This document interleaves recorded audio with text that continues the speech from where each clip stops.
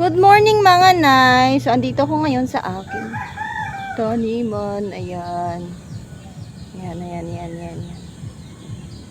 So ang gagawin ko today is maglilinis ako. Total naman medyo makulimlim ang panahon. Ayan kung nakikita nyo.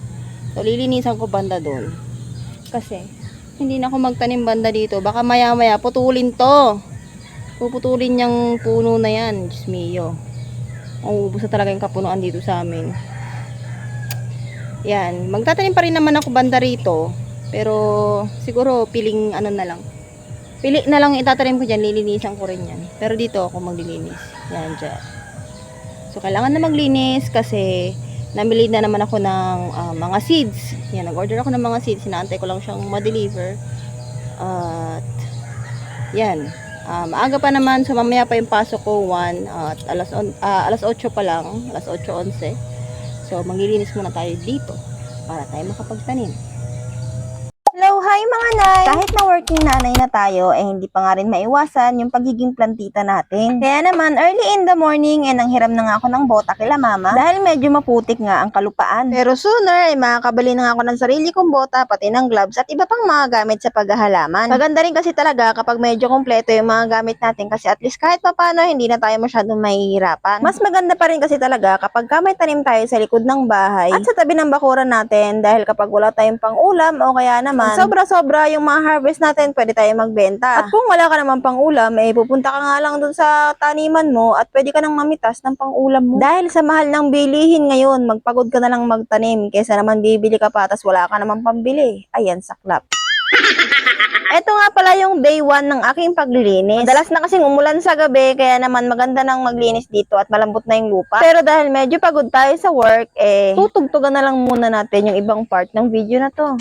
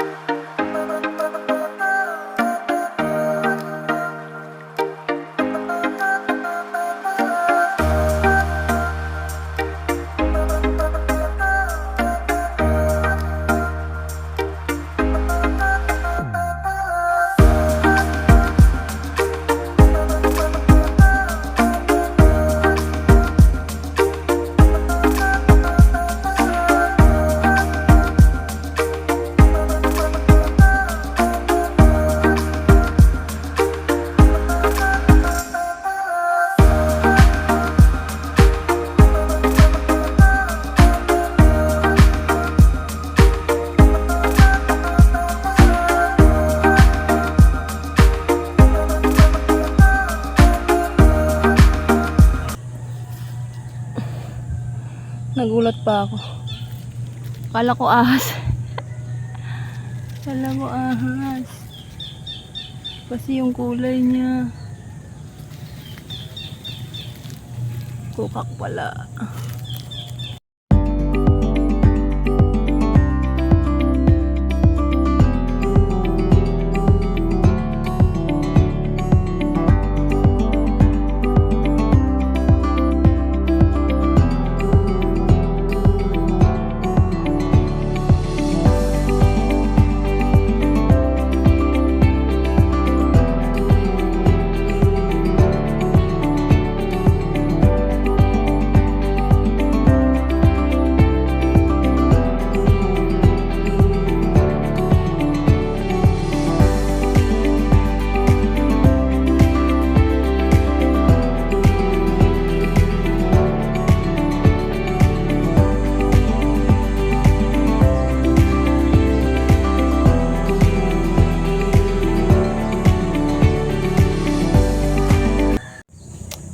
morning mga Nay! So, ngayon ay day 2 ng aking paglinis. So, sana matapos ko to agad para yung mga ibang gawain ko dun magawa ko. Medyo nangangati nga yung mga ano ko mga kamay ko kasi walang gloves. Pero, sa sahod bibili ako para makapag-garden ng maayos-ayos. So, ngayon, banatan natin to. Linisan natin para mabawasan na.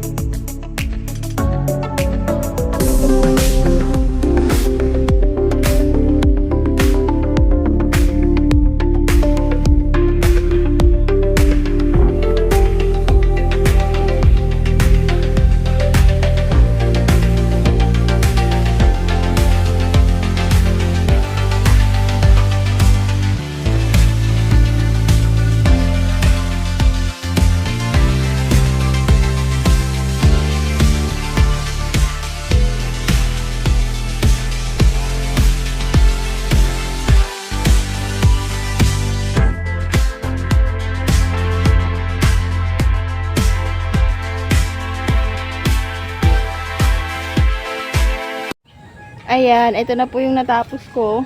Ito, yan. Yan yung mga fresh pa yung ano yung lupa. So, next time uli ayun. At nagpapabili na nga po sila ng ano, puto. Bye. Hello mga Nay. So, day 3 ng paglilinis ko ngayon. At bukas ay pang-umaga na uli ako kaya sana matapos ko yung paglilinis. Ito na lang naman oh. Ayan na lang, konti na lang. So, bukas kasi pang umaga na ako. So, pag magtatanim naman, ang preferred ko talaga magtanim is pang paghapon. Para hindi masyadong nabibilad yung mga itatanim ko. So, pagka uwi ko sa hapon, saka naman ako magtatanim. Kaya ngayon, kailangan ko matapos tong paglilinis nito. So, samahan niyo po ako maglinis.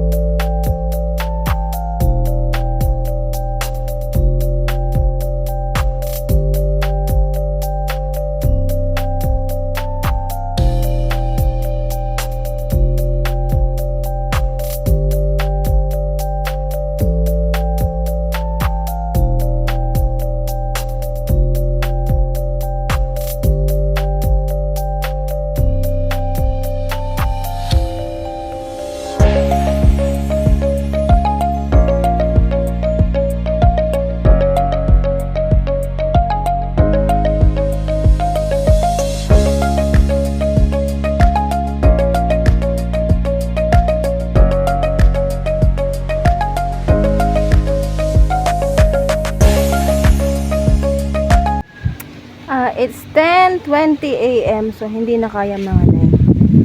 Yan lang ang kinaya. So, meron pa rin natira doon. Pero kaya rin na yung unti-untiin. Before 8, bago pumasok. O kaya naman after 5.